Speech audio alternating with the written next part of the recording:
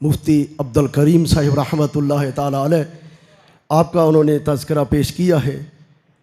سرکار اعلیٰ آپ کے ذکر درویش میں آپ کا پورا چیپٹر پہلے سے سٹارٹ سے ہے، جو پہلے ہی جو آپ کا باوجداد کا سارا تذکرہ اس میں موجود ہے۔ الحاج مفتی ہیں، الحاج انہیں کیوں کہا گیا ہے؟ ہر سال پیدل حج انہوں نے کیا ہے، قافلہ اس وقت چلتے ہندوستان سے، امرتسر سے آپ پیدل قافلے کے ساتھ در حبیب کی حاضری پر چلے جاتے۔ حج انہوں نے کیا ہے، ایک حج نہیں، انہوں نے کئی حج کیے ہیں، 2 کا تذکرہ تو موجود ہے۔ ہر سال کے بعد وہ آتے واپس، کچھ عرصہ ٹھہرتے، قافلہ پھر تیار ہوتا۔ وہ بڑے جاگیردار کے مالک تھے، بڑی زمین کے مالک تھے۔ لا ان اولیاء اللہ لا خوف علیہم ولا هم یحزنون، یہ اللہ اولیاء اللہ کی شان ہے، جو اللہ کے دوست ہیں، اللہ کے پیارے ہیں، انہیں کوئی غم نہیں، انہیں کوئی خوف نہیں، وہ اللہ کے دوست ہیں، محبوب ہیں، پیارے ہیں، ان میں آپ کا شمار ہے۔ واپس آتے تو قافلہ پھر تیار، کیونکہ اس طرح ہی قافلے چلتے، ایک رجسٹر لیا جاتا، اس میں قافلے کا نام لکھا جاتا، فلاں بن فلاں، فلاں بن فلاں، فلاں، پورا رجسٹر تیار ہوتا۔ آپ آتے، واپس آتے تو آگے پھر رجسٹر تیار ہوتا۔ ہم یہ قافلہ تیار کر رہے ہیں، حضرت آپ کا کیا پروگرام ہے؟ آپ کہتے کہ میرا اس میں پھر نام لکھ لو۔ اسی طرح یہ آپ نے حج اتنے کیے ہیں، پھر الحاج بنے ہیں۔ امرتسر سے پیدل اس وقت چلے جانا، پھر آپ کی اہلیہ بھی آپ کے ساتھ ایک بار وہ بھی آپ کے ساتھ سفر میں روانہ ہوئے، در حبیب پر آپ پہنچے، روضہ رسول پر پہنچے، حج ادا کیا۔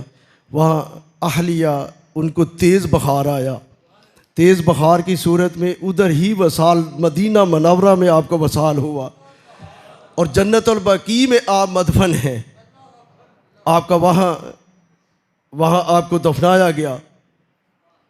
اور الحاج مفتی عبدل کریم صاحب آپ انہیں الوداع کہہ کر واپس لوٹے۔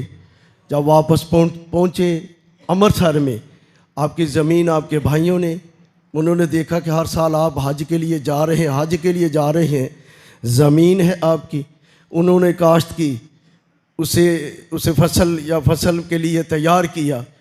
آپ نے دیکھا، آپ کے آ کر پوچھا کہ زمین، بھائیوں نے کہا کہ آپ تو ہر سال حج پہ چلے جاتے ہو، زمین کو ہم نے کاشت کر دیا، آگے جو آپ کا پروگرام ہے۔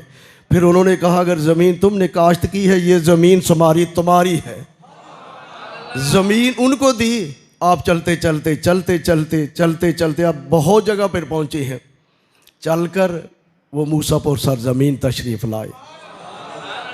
ان کے ساتھ ان کے بیٹے مفتی ابراہیم رحمۃ اللہ تعالیٰ علیہ، میرے شیخ کامل کے والد گرامی، تھوڑی عمر میں آپ وہاں 14 سال کی عمر میں ابھی درس و تدریس کا سلسلہ اپنے والد گرامی سے حاصل کر رہے تھے، بہت علم حاصل کیا۔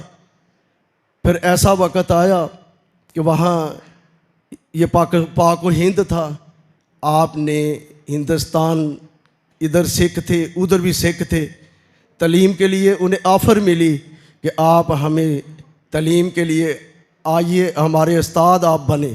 پھر انہوں نے اس وقت کے 4 آنے تنخواہ مقرر ہوئی، چوانی جسے ہم کہتے ہیں، آپ نے انہیں پڑھانا شروع کیا، سکھوں کو بھی پڑھایا، مسلمانوں کو پڑھایا، انہیں قرآن پاک، کیونکہ اس وقت یہ پاک ہند ایک تھا۔